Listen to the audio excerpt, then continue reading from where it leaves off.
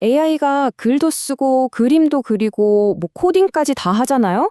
근데 신기하게도 바로 우리 눈앞에 있는 이 커피잔 하나를 제대로 못 집어요. 오늘은 스크린 뒤에만 있던 AI가 어떻게 우리처럼 손과 발을 갖게 되는지 피지컬 AI의 세계로 한번 들어가 보겠습니다. 요즘 AI를 보면 정말 놀랍도록 똑똑하죠? 복잡한 데이터 분석은 기본이고 우리랑 대화까지 하니까요. 근데요, 이 모든 지능이 사실은 스크린이라는 보이지 않는 감옥에 갇혀 있다는 거 알고 계셨나요? 그러니까 현실 세계에는 직접 손에 뻗을 수가 없다는 아주 치명적인 한계에 딱 부딪힌 거죠.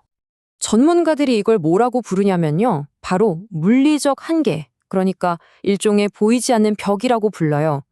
AI가 아무리 똑똑하게 전략을 짜도 예를 들어 공장에서 부품을 조립한다거나 물류창고에서 상자를 옮기는 것처럼 실제 몸이 필요한 일은 전혀 할 수가 없다는 뜻입니다. 근데 문제가 뭐냐면요. 이 기술적인 한계가 지금 우리가 겪고 있는 아주 심각한 사회 문제랑 딱 맞물려 돌아가고 있다는 거예요. 그게 뭐냐? 바로 고령화로 인한 노동 인구 감소입니다. 힘든 육체 노동은 할 사람이 점점 줄어드는데 그럼 그 빈자리는 도대체 누가 채워야 할까요? 이런 상황이다 보니 피지컬 AI는 이제 있으면 좋은 것이 아니라 없으면 안 되는 필수가 되어가고 있는 거죠.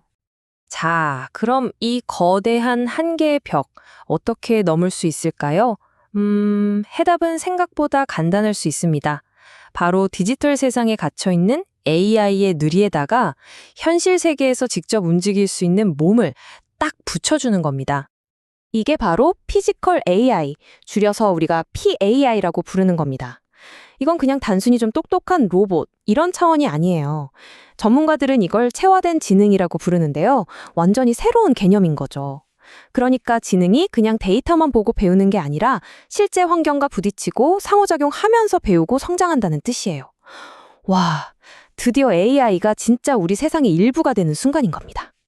자, 이 표를 보시면 그 차이가 확 느껴지실 겁니다. 기존의 공장 로봇팔 같은 거 생각해 보세요. 그냥 정해진 동작만 수천 번, 수만 번 반복하잖아요.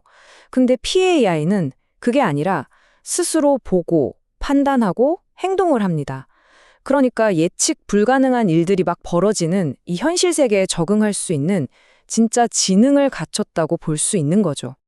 자, 그럼 궁금해지죠. 이 새로운 지능은 도대체 어떻게 세상을 배우고 또 행동을 익히는 걸까요?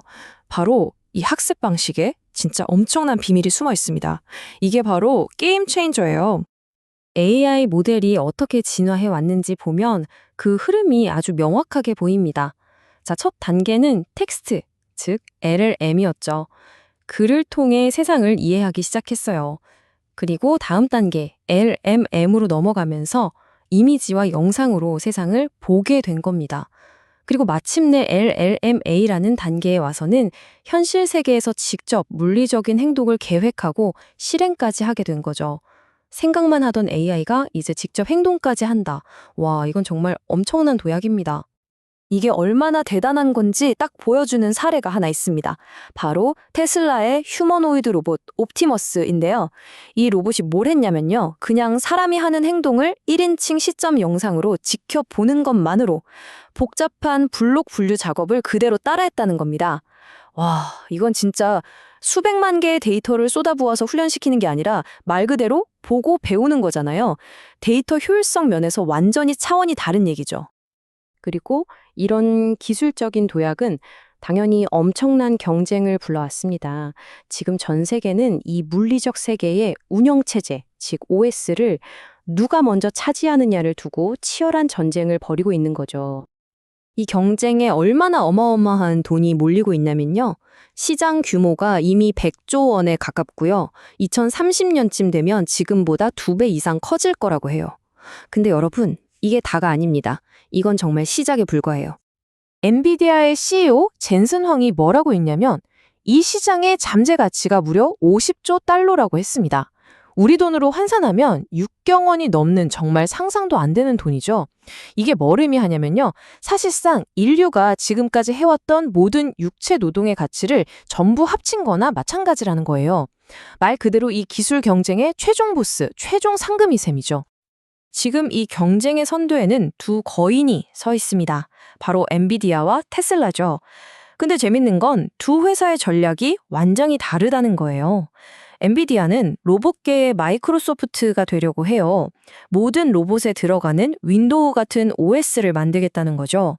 반면에 테슬라는 로봇계의 애플을 꿈꿉니다. 하드웨어부터 소프트웨어까지 모든 걸 자기들이 직접 만들어서 완벽하게 통제하겠다는 전략이에요. 자, 이렇게 엄청난 기술 혁명이 눈앞에 펼쳐지고 있지만 당연히 모든 게 장밋빛만은 아니겠죠.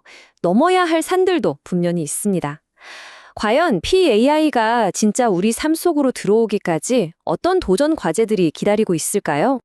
가장 큰 장애물은 크게 세 가지로 볼 수 있습니다. 첫 번째는 데이터 문제예요. 로봇을 가르치려면 현실 세계의 데이터가 필요한데 이걸 구하기가 너무 비싸고 어렵다는 거죠. 기술적인 문제입니다. 두 번째는 우리 마음의 문제예요. 로봇이 어설프게 인간을 닮으면 오히려 불쾌감을 느끼잖아요. 바로 그 불쾌한 골짜기를 넘어야 하는 심리적인 허들이고요. 그리고 마지막 세 번째는 기술 주권 문제입니다. 이 핵심 기술을 전부 외국 기업에 의존하게 되면 어떡하냐는 거죠. 이건 지정학적인 문제이기도 합니다. 상황이 이렇다 보니 전 세계 정부들도 발등에 불이 떨어졌습니다. 이 PAI 경쟁을 단순히 기술 경쟁이 아니라 국가의 미래가 걸린 전략적인 과제로 보고 정말 총력전을 펼치고 있는 거죠. 자, 우리는 지금 인공지능에게 손과 발을 달아주는 정말 역사적인 문턱에 서 있습니다.